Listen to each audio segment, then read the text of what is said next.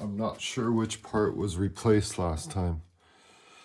I don't know if you could read these part numbers. That one looks newer than this one. I can't really read them. Hold on, with my flashlight.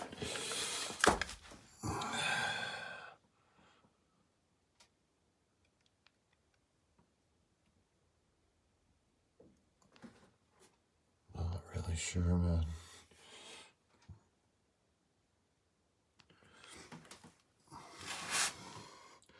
But as soon as I put the ad up to get someone to fix it, it hasn't made a noise.